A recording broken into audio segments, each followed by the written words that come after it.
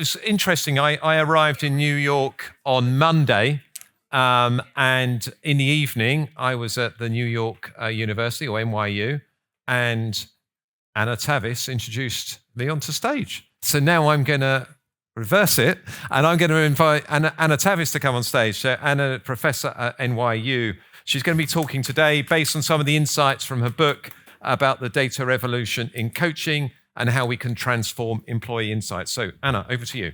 All right. I know it's the end of the day. How is the sound? Okay, not too loud. It's the end of the day, and I decided to do something different and challenging, to kind of look around the corners and see what's on the horizon that we might not, in the middle of our analytics discussion, be paying enough attention to. But I do want our collective thinking about the real future and how we are going to address what's coming up. And again, in my view, is going to be really revolutionary in changing the way we think about the workplace. First of all, I think we're living in AI vertigo. So much about AI, and it's spinning in our head, and we don't know which way. We think we do, but we really don't know where it's going to go, right? And so that's why I like to call it the vertigo state of AI. And so in that context, and I will give you the story of how I got to look at coaching and why people analytics, really don't deal with coaching. This is an L&D and talent at best and executive development, et cetera. So why coaching? And I want to take you back to where we started, sort of in paying attention to how technology and data are beginning to move into the soft side of organization, learning, development. And I do think that as much as we're trying to automate the tasks with agents and different types of AI, we also need to think about how we're going to enable ourselves to adjust, to change, and learn faster. And that's where I started looking at coaching, because, and I'll give you a little bit of a story of how it evolved, because coaching in its very personalized, very custom approach is probably one of the most effective ways of learning, getting feedback, immediate response, and really working with an individual as they are. But guess what? We all know it's not scalable, because only the top executives in companies usually get that type of white glove service. All of this is going to change, ladies and gentlemen. We're going to get the tools, along with all the transactional stuff that's going to be automated, assisting us to be more effective.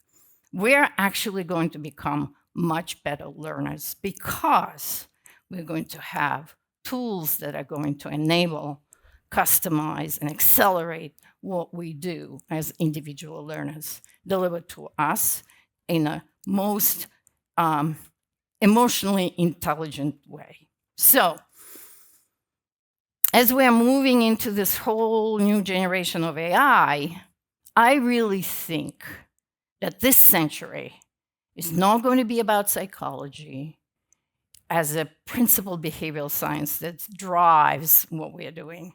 And it's not even going to be about the data as we know it. It's going to be about neuroscience. It's going to be about the brain that we finally are getting to understand because of the technology available to us in the study of the brain and how we operate, the hardware of who we are and how we learn and how we are going to accelerate that type of learning. So the next generation will be remembered as the transition to artificial empathy. Empathy, I get asked about what are the skills of the future? And let me make a case that those skills are going to be the skills of empathy. And I want to challenge you all to think about how are we going to measure it? Because all of us sitting very comfortably in our people analytics jobs are looking at kind of, again, hardware and the data that are observable. Our main tools are surveys, opinion gathering of different kinds. All of that is going to get outdated because we are going to be looking at how do we actually act, operate, behave in the most authentic way in simulations, in immersions, experiences, etc. The ambient data is what we are going to be looking at.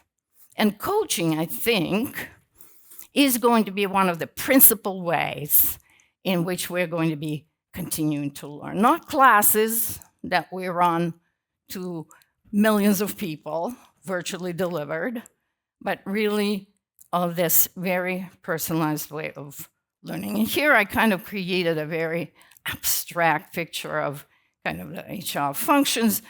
And I also want us to reflect on whether we're going to be even called an HR function if our work environments, our workforce is going to be blended.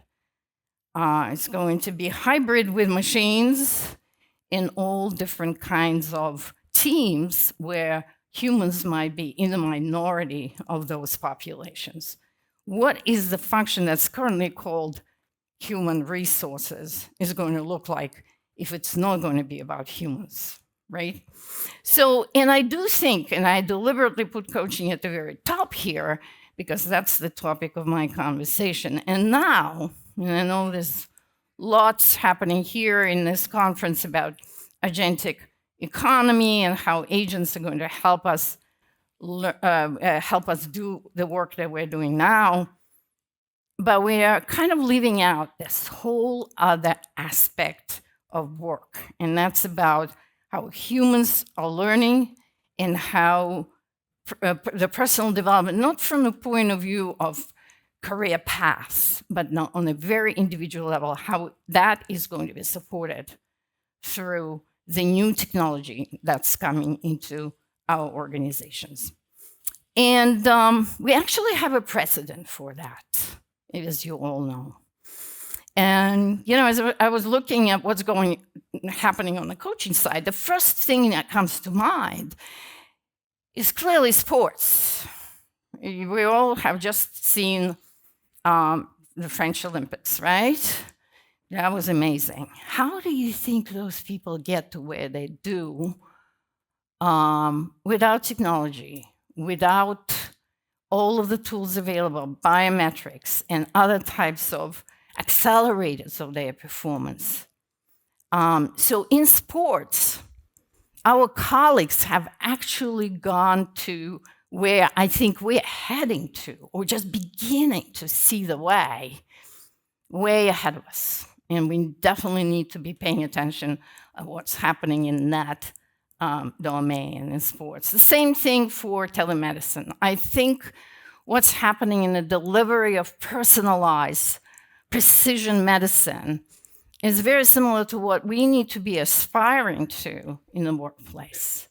So can we actually create hyper-personalized work environments where we're not looking at people as numbers, but we're really approaching each and every one with empathy and in a very personalized way, delivering what each and every one needs. So here's an example. The same as, right now is already happening on the top elite athletic teams. That's what's going on. You're working with individual players, you're working with teams, etc. All the way from their blood pressure, their sleep patterns, etc., that's being delivered to them on a daily basis and to their coaches. And at the same time, the strategy and the tactics of working against teams, including the performance of a team, athletic team, and their opponents. So I do think that we need to pay attention as professionals to what's happening in the domains that are adjacent to us, especially when it comes to performance. At the same time, let me make a case for our friend, right?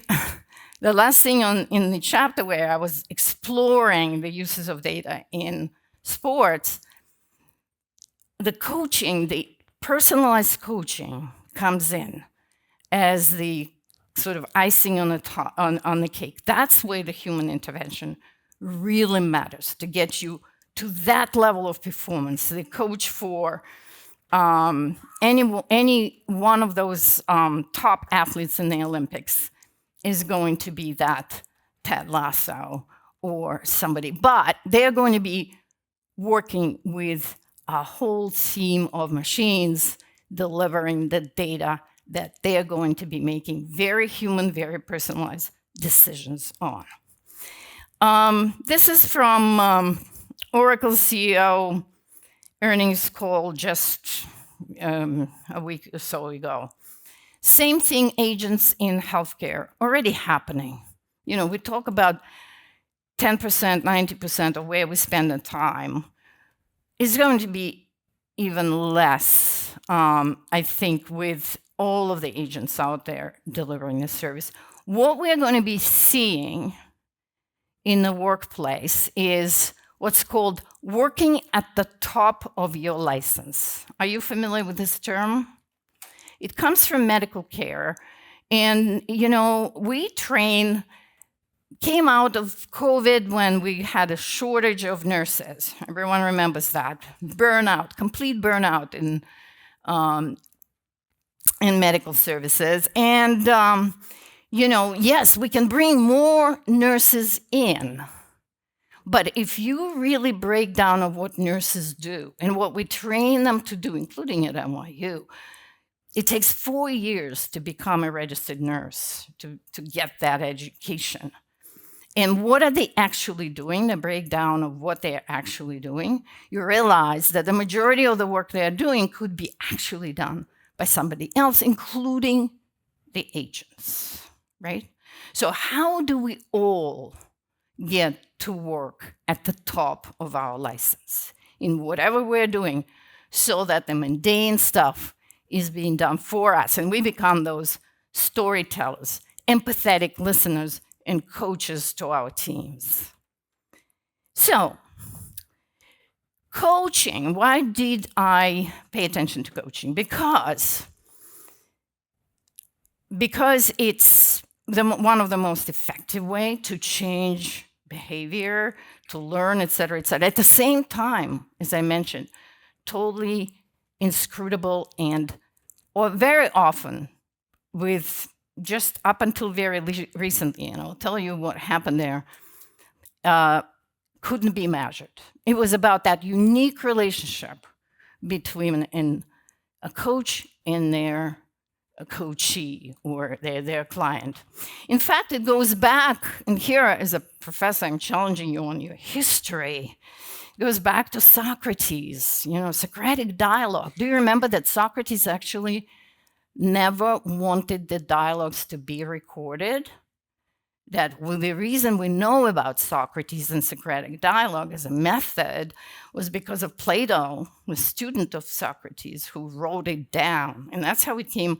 But Socrates felt that technology of writing was going to destroy the immediacy of the dialogues in which he engaged with their students. So that's where it came from. However, the new technology came in, and the word coach, actually, in the way we're using it now, goes back to Oxford University, because there were coaches carrying pupils to their tutors in the coaches.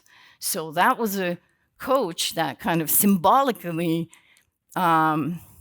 showed what technology can do to help with learning. Most recently, most recent use of professional executive coaching is this very elitist, top of the organization, expensive, usually about 6 months contract that I myself managed when I worked in the corporate world. So, but it was unregulated, very high cost, and basically inaccessible to the majority of us. So, and usually what we do for managers, and we don't even go down even deeper in the organization, but for managers, we established classes. We took our managers to be trained to have coaching skills. Remember that?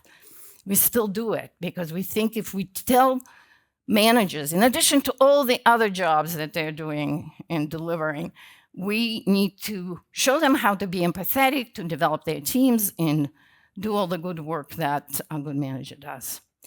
So, right before the pandemic, at the time when the platforms were taking off on the social media side and lots of other platforms that, including in HR, showed up, the new generation of coaching has emerged. Great ideas, entrepreneurs, a new ecosystem of companies that decided that coaching could be also delivered in a much more efficient way. But these platforms, and some of the names might be familiar with you, and your organizations are using these companies. What they basically did, they set up matching connections, and the coach still showed up on Zoom or whatever video conferencing they had, and on mobiles and other types of technologies to deliver that service. But it was still person to person, right? That was the next generation of scalability and democratization, because if those tools are brought in, and companies invested in this mostly as a benefit to employees who were experiencing mental health issues, isolation, and all the other downside of the pandemic that we all lived through. So those were the companies, and now there are hundreds and even thousands of them.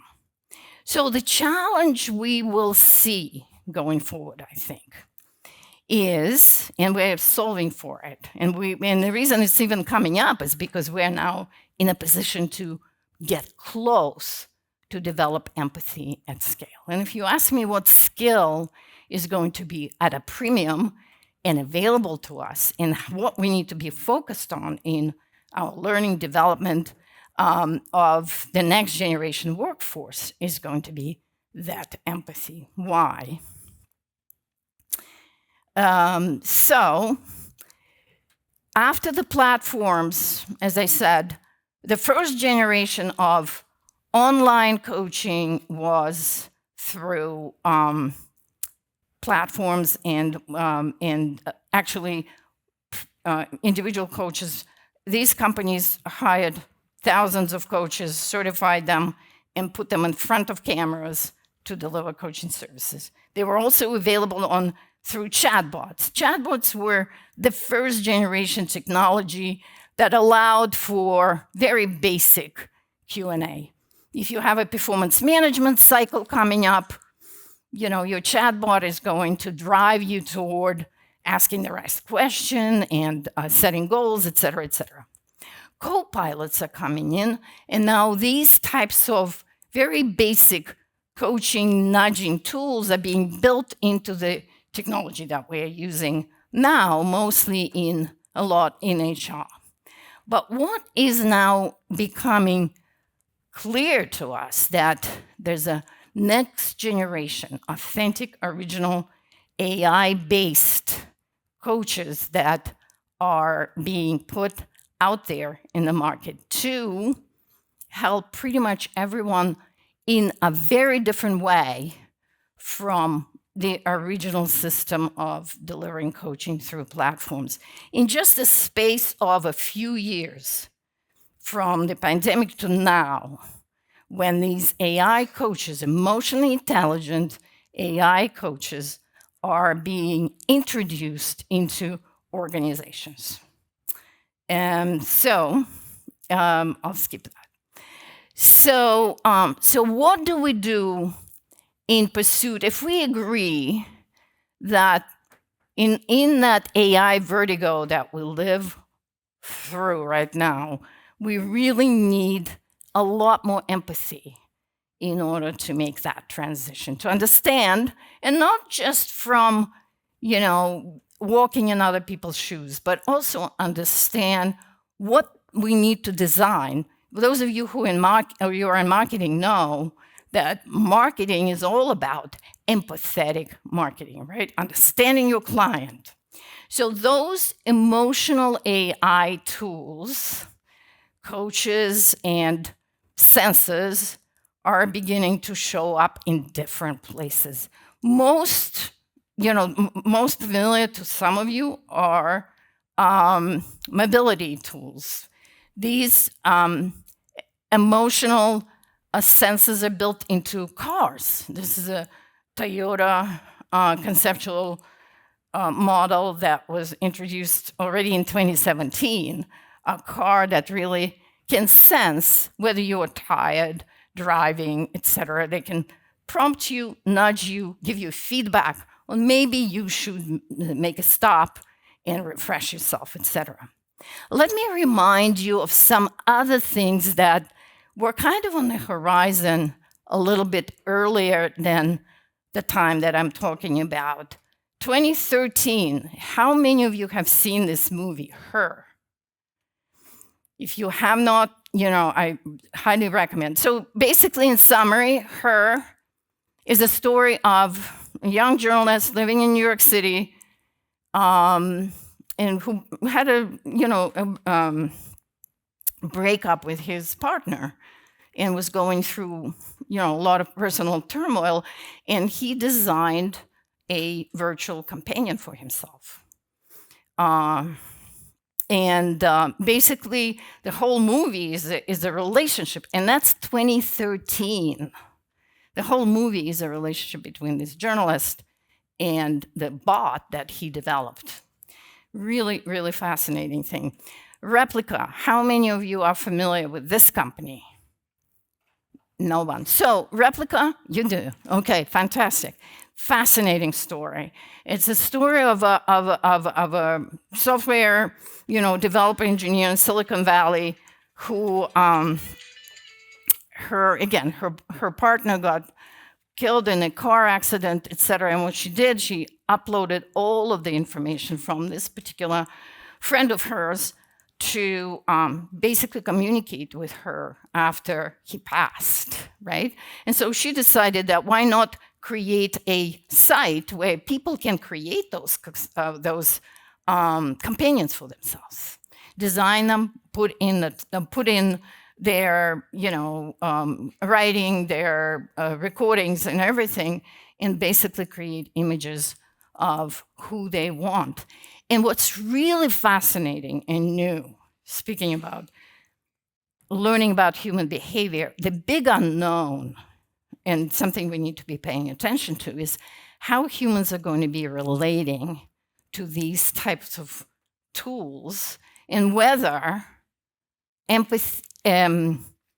artificial empathy is scalable, whether it's going to be absorbed by the human society and kind of integrated with everything we do. So is artificial empathy still empathy?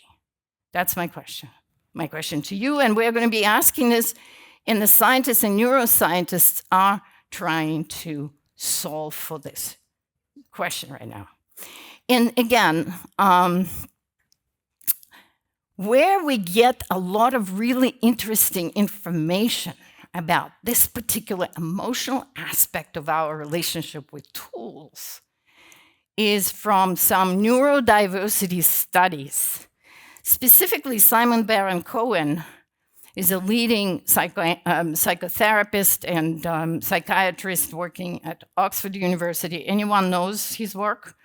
But he's the top specialist in autism, the study of autism. And you could see this, just a title of one of his books. He wrote multiple books. He was actually looking at empathy among humans at a spectrum, right? That we actually are not, what we think empathy is really a very complex set of emotions that is on a spectrum. Some of us are more empathetic, and we certainly know those individuals, right? Others are so absolutely not. And what we know from the work that's been done in working with autistic individuals is that they could be trained. You know, those with high-functioning autistic individuals could be trained to recognize human emotions based on the behaviors displayed in everyday life. So he distinguishes between cognitive empathy and affective empathy. And what we now know is that machines could be trained to be empathetic. And even more interesting impact is that these empathetic machines can make humans more empathetic. That interacting with empathetic technology, empathetic AIs, humans become more empathetic. So empathy, when I say empathy at scale, could actually be trained back to those of us who lost it along the way or never been exposed to it, right? So, of course, in this kind of philosophical discussion of empathy and how do we measure it, right? Artificial empathy could be seen less valuable than genuine human empathy. However, it's much more valuable than fake or lack of human empathy. And this is something that I think we need to be really paying attention to, because we're going to be designing this team of these tools for our teams, for our organizations. They're going to be available to us. You know, now that what we're doing in terms of developing culture, developing a certain team spirit, et cetera, it comes down through communication, branding, training, et cetera. We're going to have different types of tools that are going to help us get there culturally, somewhere that we were not able to do before. And just a few examples where these tools are already used specifically to develop that kind of empathetic response and empathetic reaction in senior care. These empathetic robots are now being brought into senior care facilities. That's where, for example, from the point of view of getting enough people working in those types of facilities, as you know, the main issue with caring about senior individuals is isolation, loneliness, and social disconnect. So these tools are being brought in. Special ed, where again, we're very short on special ed teachers. Here, where a lot of repetition is needed in training special needs students, these robots turn to be very effective. So we're going to see them showing up in the right now, most in-demand places, but they're coming to the workplace near you. And how they're going to be integrated, how they're going to be embraced by different organizations, and what kind of uses are we going to put them on. And most importantly, we do not yet know, because nothing has been done at scale. There's a lot of stuff with AI. What kind of impact they're going to have on the overall culture. And we're not going to be able to take surveys, because that's something that's coming. And after we actually experiment with this type of stuff, right? That's where the big unknown is. We are going to find out. So, and I want to make a case here that in the future, HR is going to be less about transactions, and it's going to be more about empathy. We actually, when we talk about empathy in the HR, we usually talk about individual empathy, right? You have a personal conversation, performance conversation, management issue that you discuss in the privacy of your office or in the privacy of your Zoom, wherever. But imagine that empathy at scale, at the scale of the organization, is going to be a tool available to us. And there are lots of, again, my role here, and the reason I'm bringing this to you is because I'm wrestling with these types of questions for myself and looking for research, etc. And it's not showing up in HR. It's showing up in other places, but I think we need to really pay attention to it.